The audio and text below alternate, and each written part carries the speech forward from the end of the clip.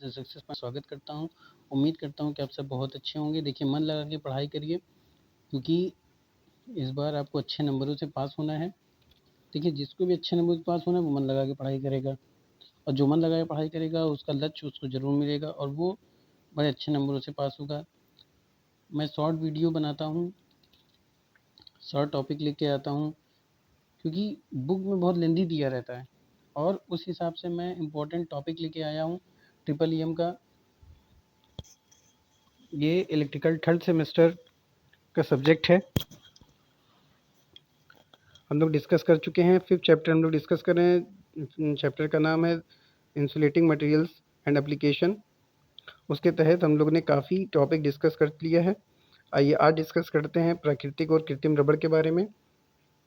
उम्मीद करता हूँ कि आप सब मेरे वीडियो को देख रहे होंगे। जो अभी मेरे चैनल पे नए विजिटर हैं, वो उनसे गुजारिश है कि मेरे वीडियो को ज़्यादा से ज़्यादा शेयर करें, लाइक करें, सब्सक्राइब करें और बेल आइकन ऑन करें ताकि उनको वीडियो की नोटिफिकेशन मिलती रहे। चलिए शुरू करते हैं आज का टॉपिक। प्राकृतिक तथा कृत्रिम रबड़ क्या होता है? तो पहले हम ये जानते हैं रबड़ क्या होता है। विशेष प्रकार के पेड़ों के दूध या रस से प्राकृतिक रबड़ तैयार किया जाता है। इसका प्रयोग यांत्रिकी के क्षेत्र में इसका प्रयोग क्या होता है? सीमित होता है। इसका कारण यह है कि इसका जो तापमान होता है वो अलग अलग अवस्थाओं में अलग अलग होता है। सामान्य भाषा में रबड़ एक ऐसा पदार्थ होता है जो बिना किसी स्थायी विकृति के, यानी कि बिना स्थायी विकृति के अपने मूल लंबाई के दुगने तक खींचा जा सकता है। यानी रबड़ एक ऐसा पदार्थ होता है जिसको उसकी लंबाई से क्या कहते हैं? खींच सकते हैं। अब देखते हैं प्राकृतिक रबड़ के लाभ क्या होता है। तो प्राकृतिक रबड़ टिकाऊ, घर्षण प्रतिरोधी को कम करने वाले पॉलीमर की तुलना में सस्ते होते हैं। इनकी तन्य सामर्थ्य इनको सख्त और लचीला बनाती है। प्राकृतिक रबड़ में तापमान संचालन की एक विस्तृत श्रृंखला होती है और यह ठंडे तापमान के प्रति प्रतिरोधी होती है। अब देखते हैं प्राकृतिक रबड़ का प्रयोग कहाँ कहाँ होता है। तो मोटर वाहन, कारों, बसों के टायरों में सिंथेटिक पॉलीमर के साथ प्राकृतिक रबड़ का प्रयोग किया जाता है। प्राकृतिक रबड़ का उपयोग कई अन्य ऑटोमोटिव भागों जैसे ब्रेक पैड और विंडो सील में भी किया जाता है। खिलौने, चबाने वाले खिलौने के लिए प्राकृतिक रबड़ का प्रयोग किया जाता है क्योंकि यह विषैला नहीं होता है और घर्षण प्रतिरोधी होता है। प्राकृतिक रबड़ का उपयोग अक्सर शॉर्ट्स और वेट सूट जैसे कपड़ों में इलास्टिक के रूप में भी किया जाता है। फर्श, कई व्यावसायिक स्थल और सार्वजनिक स्थान जैसे जिम, व्यावसायिक रसोई और खेल के मैदान, इसकी स्थायित्व के कारण रबड़ लंबे समय तक चल सकता है। अब देखते हैं कृत्रिम रबड़ क्या होता है। तो बच्चों, कृत्रिम रबड़ में भी कई टाइप के रबड़ आते हैं, उनको भी देख लेते हैं। पहला आता है बूटाडीन। तो बूटाडीन बहुलीकरण से स्टाइरीन बूटाडाइन रबड़ बनता है। प्राकृतिक रबड़ की तुलना करते हुए स्टाइरीन रबड़ निम्नलिखित रूप से लाक्षणिक होता है। कैसे? इसमें जरण तथा ऑक्सीकरण के लिए अधिक प्रतिरोध होता है। इसमें निम्न जल अवशोषण क्षमता होती है, यानी ये जल को कम सोखता है।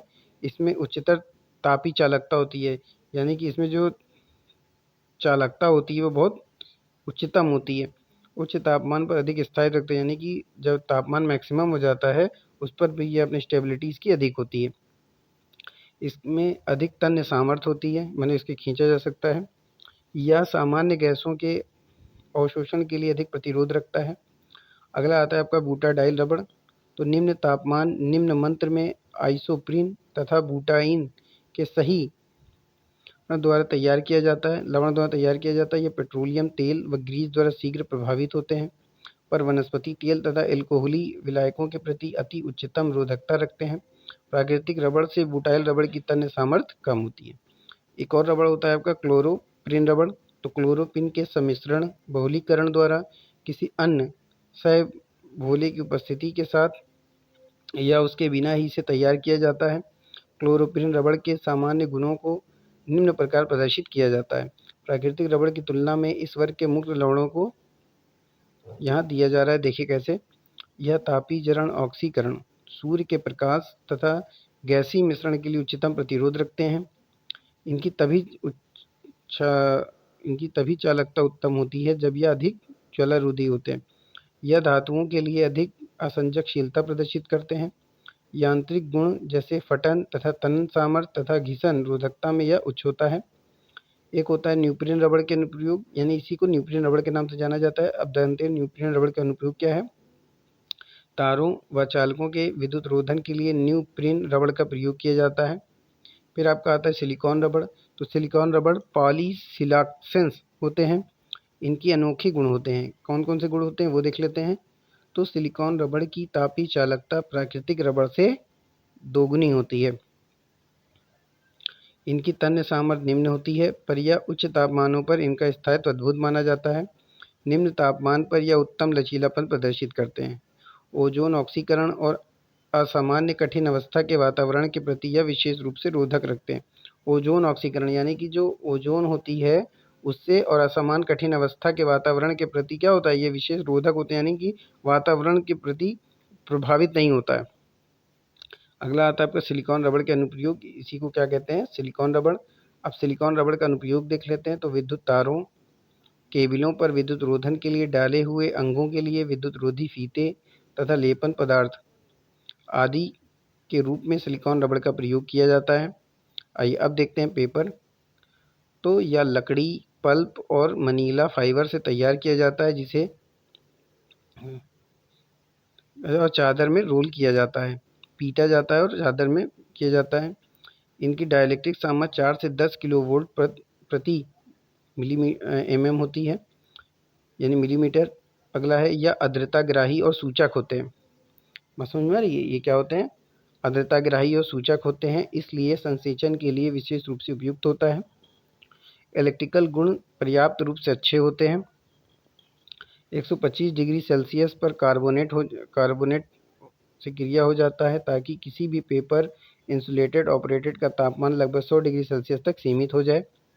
अगला है, पेपर का उपयोग वाइंडिंग और केबल, कंडक्टर, इंसुलेशन, कैपेसिटर में, प्राथमिक डाइलेक्ट्रिक, माइका इंसुलेशन के लिए, ब्रेकिंग इलेक्ट्रिकल मशीनों के स्टाइल इंसुलेशन, ट्रांसफार्मर इंसुलेशन के लिए किया, यानी इसका जो पेपर का प्रयोग किया जाता है वो ट्रांसफार्मर इंसुलेशन में किया जाता है, माइका इंसुलेशन के लिए किया जाता है और कंडक्टर इंसुलेशन के लिए किया जाता है।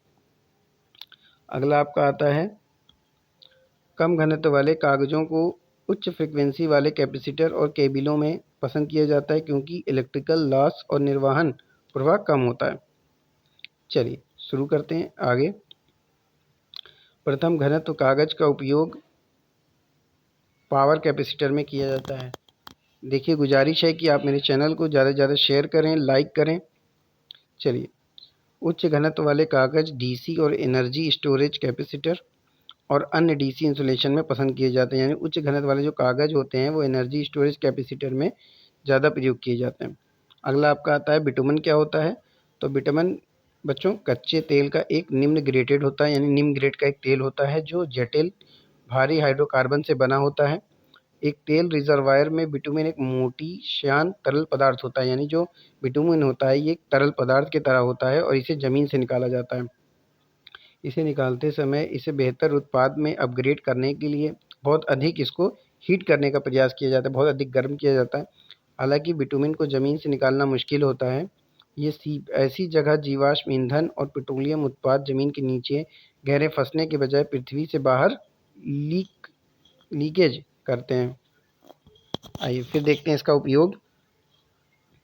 तो सभी बिटुमेन का 85% सड़क, रनवे, पार्किंग स्थल और फुटबॉल के लिए डायर में बाइडर के रूप में प्रयोग किया जाता है।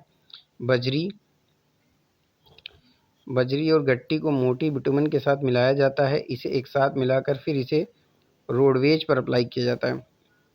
अगला है, दुनिया भर में उपयोग किए जाने वाले बिटुमेन का 10% छत उद्योग में प्रयोग किया, यानी जो छत की जो शेडिंग की जाती है उसमें भी इसका प्रयोग किया जाता है।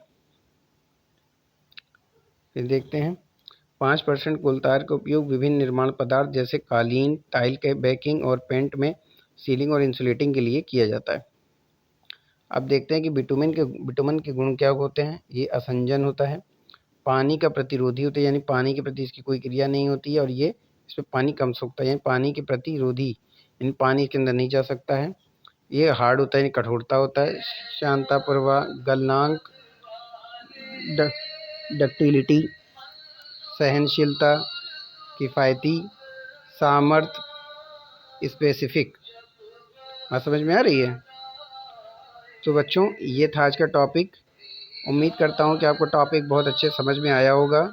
मेहनत करते रहिए, मुस्कुराते रहिए और मेहनत करिए, ऐसी मेहनत करिए कि आपका सब्जेक्ट अच्छे से अच्छे तरीके से आपका तैयार हो जाए और आप अच्छे से अच्छे ज़्यादा नंबर गेन कर सकें, पा सकें, जिससे आपका परसेंटेज इंक्रीज हो सके। मैं आपके परसेंटेज को आपके अच्छे नंबर पाने की रास्ते में मैं आपको हेल्प करूँगा, पूरा गाइड करूँगा कि जिससे आपके अच्छे नंबर आ सकें। बस आपको करना ये है कि जो मैं बता रहा हूँ उस तरीके से आप अगर पढ़ाई करेंगे तो आपके अच्छे नंबर भी आ जाएंगे और अभी से मेहनत करते रहेंगे तो एग्ज़ाम टाइम से पहले आपके सारे सब्जेक्ट तैयार हो जाएंगे। बात समझ में आ रही है? चलिए, तो आज का सेशन यहीं पे ख़त्म करते हैं। कल मिलते हैं एक अगले टॉपिक के साथ इसी चैप्टर का। तब तक के लिए थैंक यू क्लास।